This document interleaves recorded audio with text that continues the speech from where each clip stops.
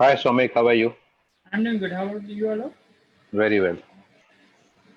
So we will start in a couple of minutes. We will start at sharp at 5 p.m. Today, we will deep dig into the valuation game of startups, and we will also see if we get some insight in terms of valuation and how do you approach valuation in COVID-19 situation.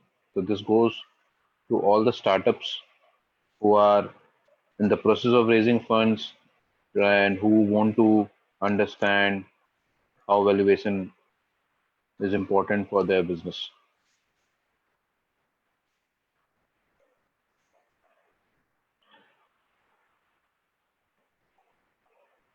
So, Somik, let's start. It's already 5 o'clock, so let's start. We have got many attendees already. Hi everyone, this is Alok, managing partner at Taxmantra Global. I've got Somik with me, is from our corporate law and international investment team. So this is our third video on the art of fundraising, the webinar series. We were doing three videos back to back on the art of fundraising, and this is our third video. So today, in the first video, we discussed about the basics of fundraising. How do you prepare yourself as a startup before the fundraise and all those issues around fundraise.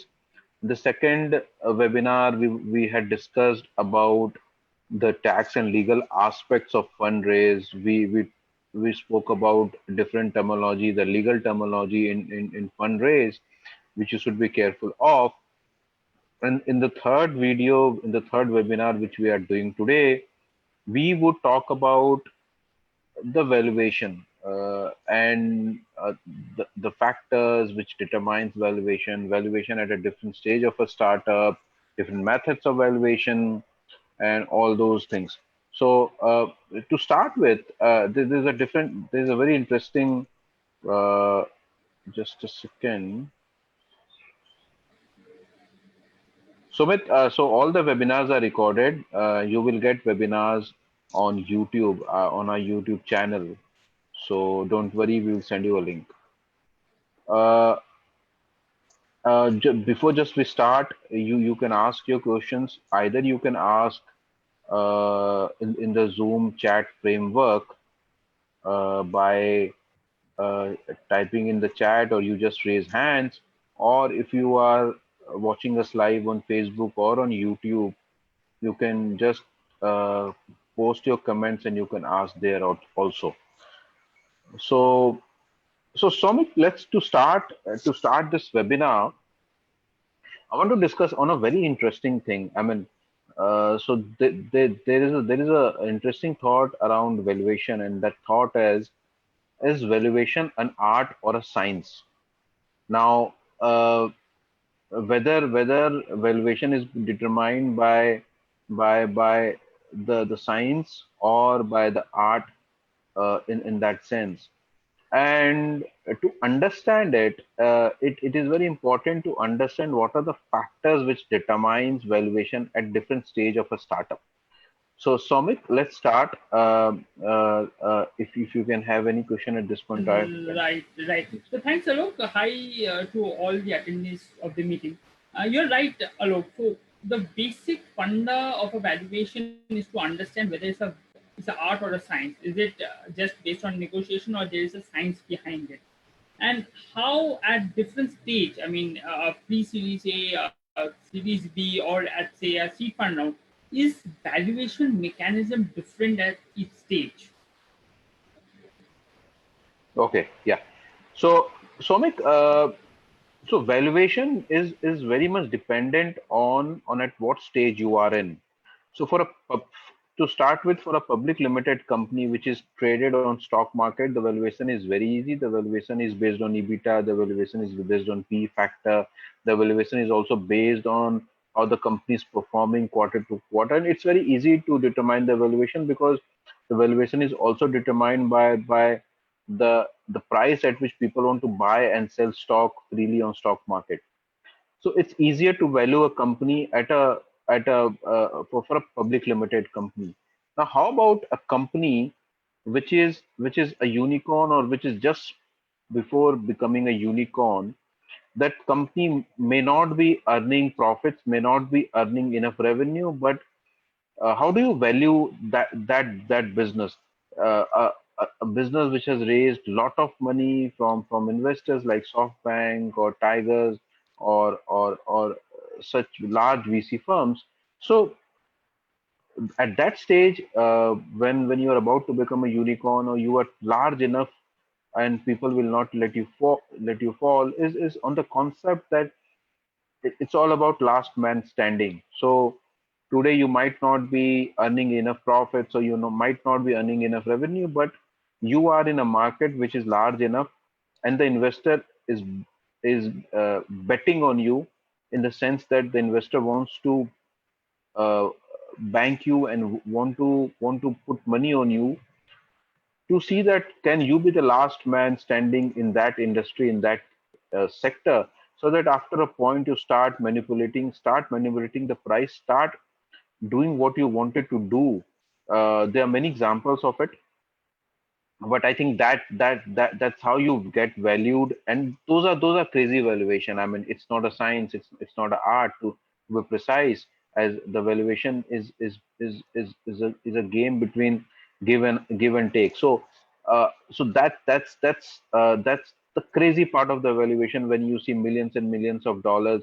The of companies valued at billion, at 10 billion, 20 billion, 30 billion. The company is not even making enough revenue, but it's all about how do you see future, and how do you see this company actually going and capturing the large market, and actually can be the last man standing, and then are able to manipulate and the prices, and able to do lot of stuff which a company would do at that stage of time. So it's about creating that one startup which will able to capture the whole market. It can be WeWork in the co-working space. It was Flipkart in the e-commerce in India. It can be there are many examples. It can be in food tech. In food tech now, we have mainly two players like Swiggy and Zomato. So it's about last man standing. What becomes very interesting is how do you value companies which are at an early stage of their existence. They may be at a pre-series A, and how do you value those startups? Now that's where the real the art is and the science is, because you do not have a precedence. You try to value them based on similar startup in India or anywhere outside India. You see the cash projections, you see the current situation, but the interesting part is that your all the Excel sheets and all your business plans never turn true. And even investors know that. It's just that they want to see and probe the mindset and what the founder is thinking. So early stage startup, it's more about valuing the founder rather than valuing the company, because you do not have lot of metrics, you do not have lot of parameters, you do not have cash revenues to value. So at the initial stage, it's more about uh, seeing and banking and putting your money on a particular founder as such. So Yeah, right, Alok. So we have received a question. It says, I have just started my company, and as it is at the pre-revenue stage, I am not sure of the valuation. What would be the best way of proceeding with the valuation? And if I do not want to do valuation right now, is there any possible mechanism to go ahead with? So can I do a valuation at a later stage, like not right now, but still raise funds? Somik, uh, there is no right answer to this, whether in terms of how do you determine the right valuation, and the valuation was right or wrong is always known at the hindsight. So some startup think that they were undervalued maybe after 3 years, when they perform well. Some investors feel that they overvalued a startup if the startup doesn't perform after 2 years. So whether a startup was overvalued or undervalued, it is always at the hindsight. Or the valuation is always correct on the date of the valuation, because at that valuation a investor was ready to invest, put in his money in the startup, and the startup was has agreed to take the money at that valuation. Now, how do you reach a valuation in the initial stage when you have just when you want to raise money, you are at a pre-series, you are just started making money? Is the first thing I would suggest you is that don't think about valuation too much. I mean, don't think about valuation. Think about this way.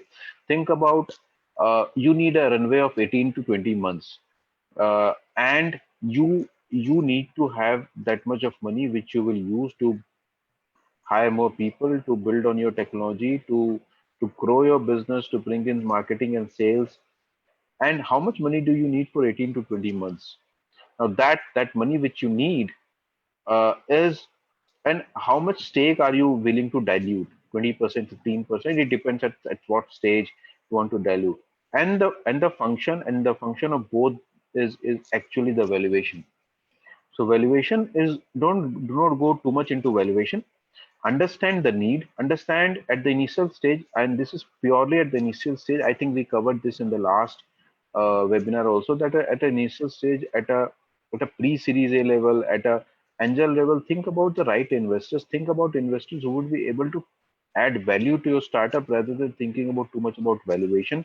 Don't dilute too much. Don't let investors take benefit of you. You should not give in 20-30% for two and a half, 2 crores. Think about a valuation which is mutually accepted to both the investors and founders, and think about the runway more than the valuation. But you should not get carried away, and you should not be desperate to raise money at any cost, so enabling an investor to take benefit of you. Right, Alok. And in fact, he can also think of talking to the investor in regards to a safe note or a CCD. Yeah, And yeah. So Somik, this is interesting. So many of the early stage startups, if they don't want to get into the trouble of getting valued, so they don't want to get into the process of valuation, getting the valuation report, filing with the government, filing with RBI, then they can just issue ICF notes, or they can just go for CCDs. Now, what is CCDs?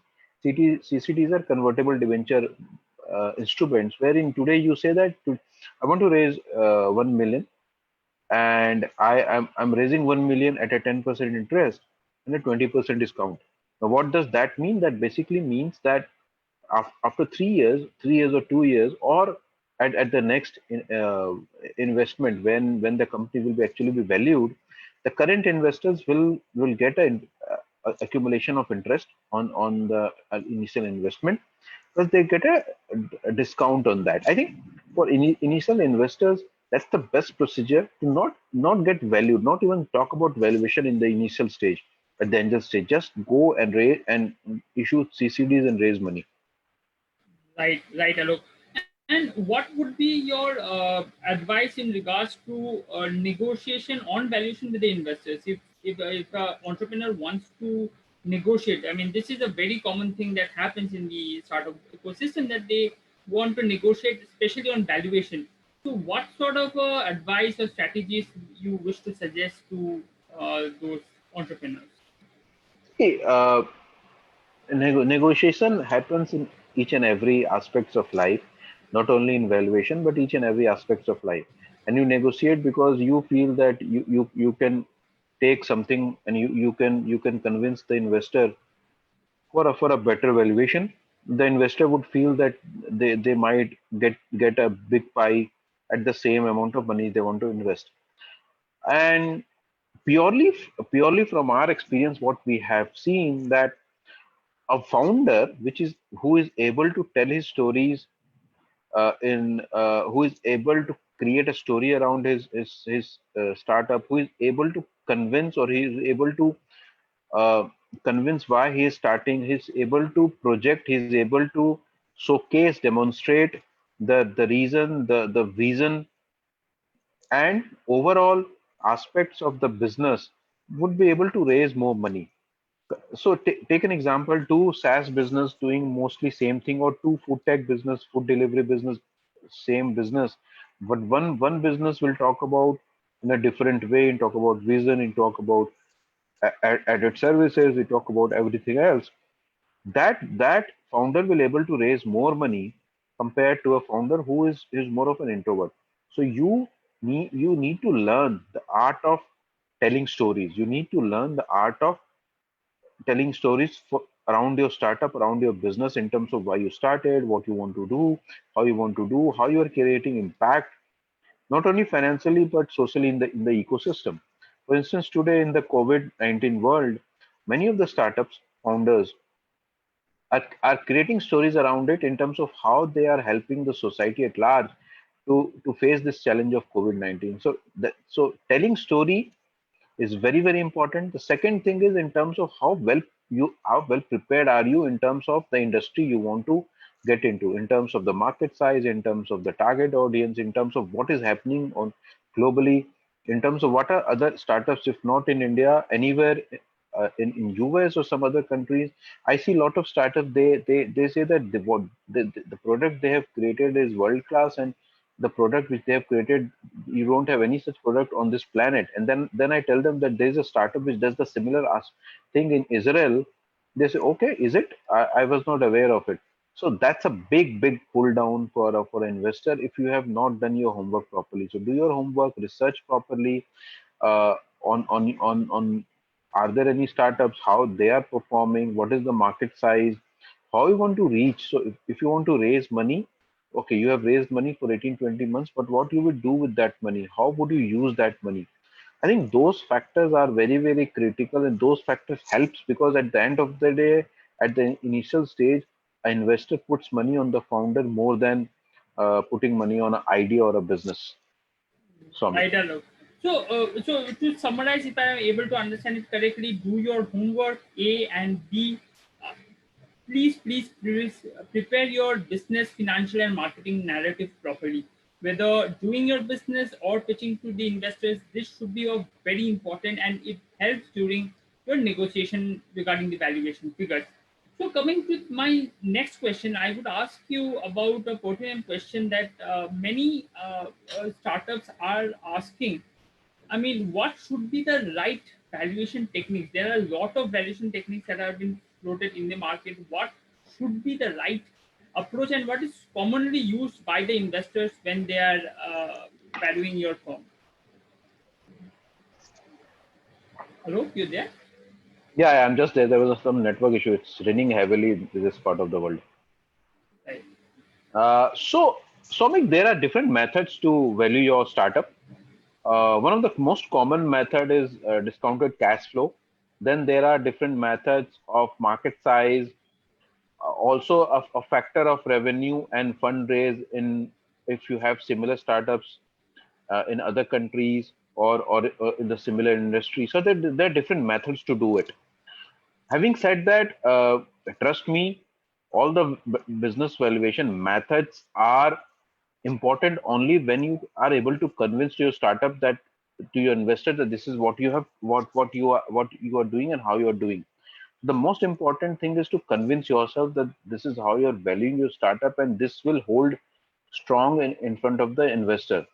uh, as I said, there are 4 or 5 different ways to convince or to demonstrate to the investor. One can be projected cash flow, because now the Indian startup system is also maturing. We are in the second decade of the Indian startup ecosystem, so the investors are maturing, the startup founders are maturing. So just if you just put numbers on an Excel sheet and say this is the discounted cash flow, and this is how, with this much of employee, with this much of marketing capex and this much of technology uses, I will reach from this point to this point and make and capture 10% of the market size.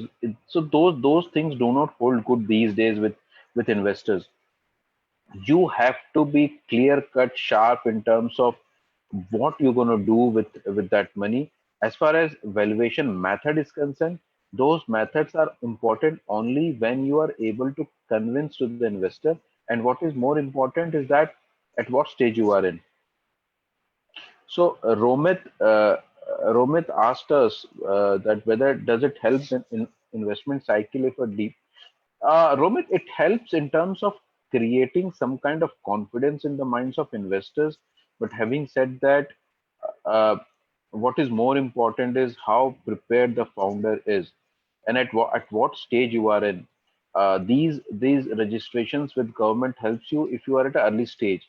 If you are a pre-series A, if you are at angel stage where uh, a little bit of hit on taxation, little bit hit on by tax department by issuing the notice will impact you, will close down your business. So it's very important that you de-risk your business, you de-risk your startup by getting registered under DPIIT.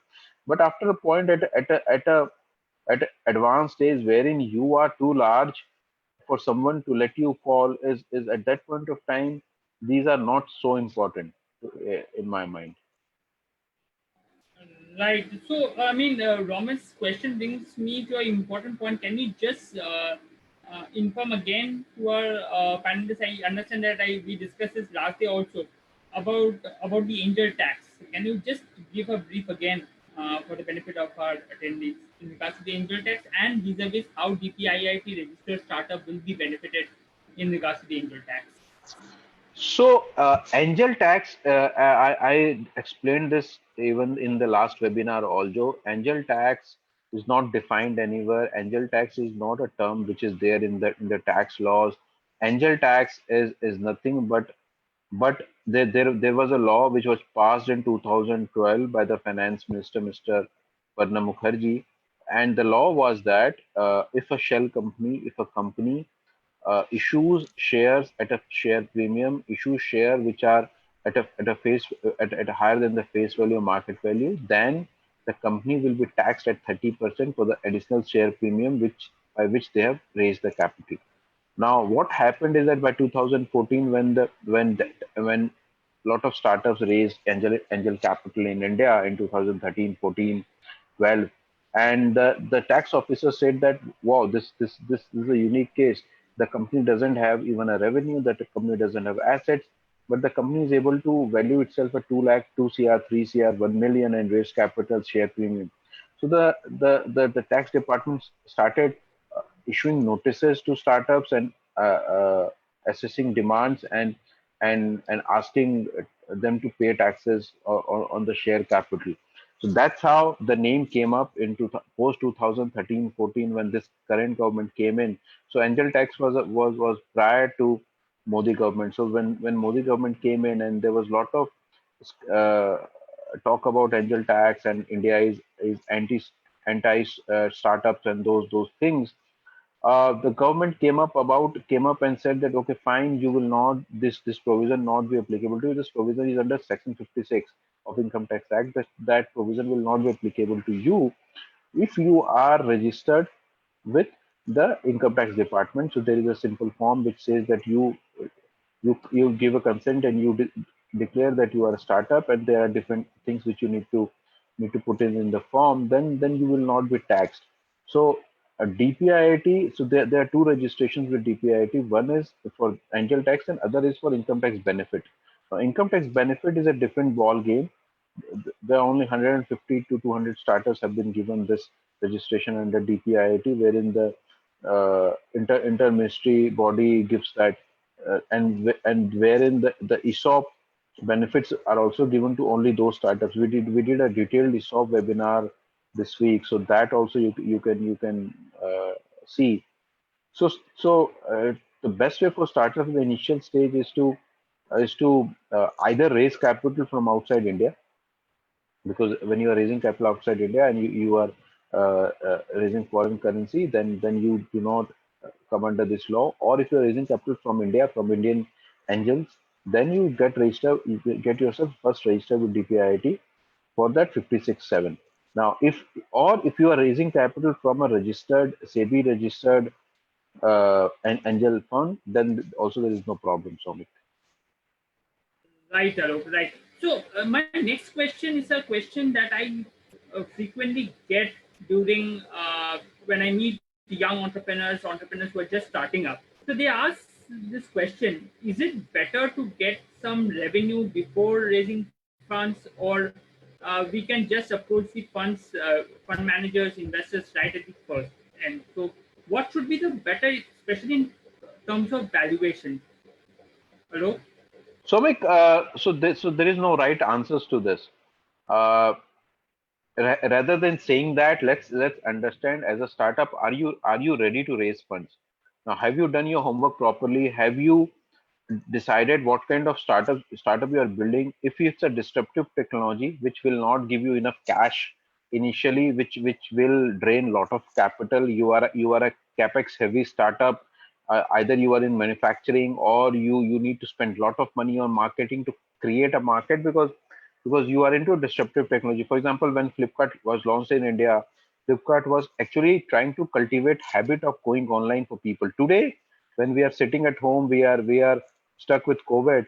I mean, even people at the age of 60, 65, they are cultivating the habit of going online. So today it's very easy for someone to start an online business, because India is ready with deep internet penetration, deep data penetration, and most of the habits of people are already changed.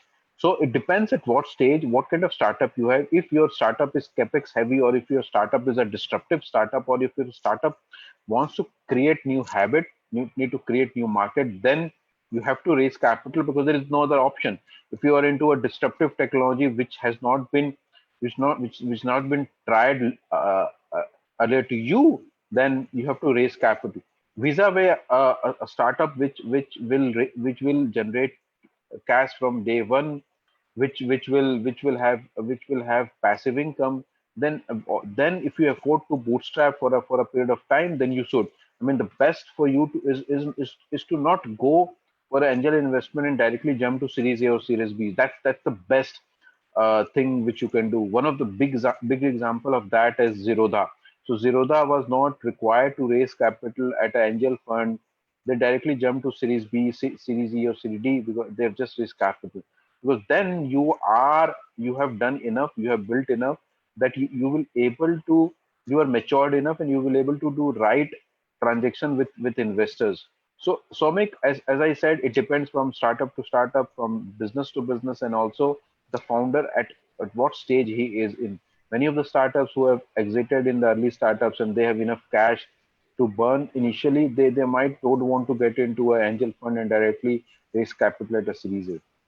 Right, Alok. Can you set about the example on Zerodha? I recollect when we discussed with Nithur, he was also saying like this: after their strategy was to build in some revenue, and after they had certain revenue, the first set of investment from IN was at 100 crore valuation.